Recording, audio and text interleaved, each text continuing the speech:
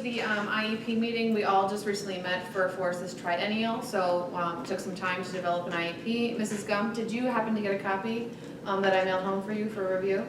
Yes. Okay. Well, here's another copy of your parental rights. Do you need another copy, or are you good? I'll take a copy. Okay. All right, so we'll start with introductions. I'm Ms. Farley, the special ed teacher / case manager.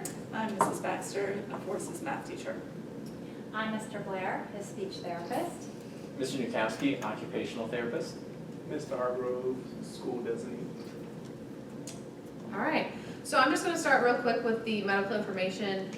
He does have scoliosis. He doesn't require braces anymore for his legs. However, all of the information that you could have provided is on file with the school nurse, correct? Yes. So we're going to start with the diploma status. He's scheduled to graduate in June of 2017 currently with a standard diploma. Okay, so that means he'll have to pass all of his standards of learning SOL testing in order to obtain a standard diploma. Okay. So as far as transition, Forrest is a 14-year-old boy who lives with his mom. Mom gives him simple tasks like cleaning the dishes, hanging the laundry, and taking out the trash. He enjoys running, playing guitar, listening to Elvis music, playing ping pong, and boating. Is that all correct? That is. Okay. He expressed that he only has one friend and he plays with him often. He wants to be in the Army one day because he wants to protect and save people. Has he ever mentioned that to you? He has several times. Okay. I administered the Ansel Casey Life Skills Assessment, and that dealt with, his demographics, communication, daily living. He was aware of, day-to-day daily functions of a household, but he wasn't aware of having to pay for rent or how to obtain rent or buying a property. But those are obviously skills that he will learn more so in high school than in middle school. Okay. Other than that, his main goal right now and his focus is to join the Army right out of high school. Mm-hmm. Okay. He loves the Army. So he has some measurable post-secondary goals, and the educational goal says that Forrest will participate in courses related to military training. After graduation, he will be employed by the United States Army. He will live on the military base with a roommate. And he will participate in all of the training that the Army requires. As far as what we do for him here, we're going to have him participate in transition assessments, which is similar to the test that I gave him. He will plan with a teacher or guidance counselor for future education. He will participate in classes on consumer math, and he will receive support for self-advocacy skills, because that's important for him to understand. Okay. As far as summary of testing, due to the fact we didn't have anything from his previous division, so far this is what we've been able to administer, which is the reading inventory and the math inventory. I don't know if he told you that, but those were computerized assessments where he just had to answer questions and it would stop whenever the computer deemed him done. So his current level is 679, which is grade level is around 1,000. So he's got a little bit more to go to be on grade level, but this is again by the end of the school year is where he should be. So he has room for growth. Okay. Math inventory, his original score was 750, and again, his to be on grade level, he needs to be at a 1040 by the end of the year. So he'll take that 2 more times, and hopefully we'll see some more growth in him by the end of the year. Okay. We just went to the eligibility, so you remember that his full scale IQ was a 70 from the WISC-4, and that his broad reading was 73, his broad math was an 81, and his broad written language was a 71 from the Woodcock-Johnson. Okay, so I'm going to start with the general ed teacher. Do you want to share any strengths of Forrest in the classroom? Sure. In the math classroom, he's able to articulate basic vocabulary appropriately during class discussions, so he can communicate mathematically very well and solve procedural problems involving ratios and proportions. He does work well with his peers. And just the strengths, or You can give some weaknesses. okay. Weaknesses are following multi-step directions, and then he gets distracted when transitioning from one activity to the next. Just following multi-step directions in addition to problems that have multi-steps in them are difficult for him. And then also using math tools such as rulers and protractors in order to measure. That's difficult for him. Yes. Speech, OT, who wants to go first? I'll go, Mr. Nikowski, occupational therapist. We've talked about how his social interactions and social skills aren't quite where we'd like to see them for an 8th grader. So I've recommended that we schedule about 20 minutes a week and I can work on him to help to develop those. Okay. And I'll be working with Forrest for his speech, since he's been stuttering at times, trying to get him a little bit more caught up with his ability to speak fluently and not get frustrated and stutter. So I'll be meeting with him weekly. Okay, that's a good thing, because boys used to pick on him about stuttering. I know he's expressed that, and I very much enjoy our conversations. He's a delightful young man. Thank you. You're welcome.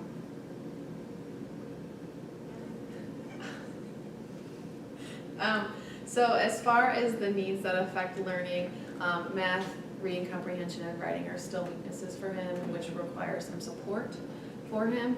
So we created some goals for those areas. The first one was a transition goal, and that means that he'll just meet with his case manager once a semester just to kind of research how to get into the military, where can you go for recruitment centers. Another one was for division problems, multi-set practical problems was another one. And as far as writing, we're going to work towards him getting a complete paragraph and no less than 5 sentences. In reading, he'll locate specific words, phrases, or word patterns and sight words in a familiar text and use decoding strategies to accurately read 90% of the text. He will demonstrate understanding of basic letter sound correspondence in all consonants and most blends, digraphs and vowels in the beginning, middle, and final position with 80% accuracy. He will self-correct consistently when reading using phonics. And then as far as the speech goal, the speech pathologist and I spoke, and he will participate in a social skill activity to improve his stutter with 90% accuracy on 4 or 5 trials during a semester as measured by teacher observation. And so he will receive those goals and will work towards those and keep the data. So at every 4.5 weeks, you will get a report on how he's doing for those goals. Okay. Okay. As far as accommodations, he'll get small group just to keep the distractions down for him right now. And that goes for SOL testing as well as regular classroom tests and quizzes. Okay. He will be in a self-contained classroom, which is 50 minutes 5 times weekly.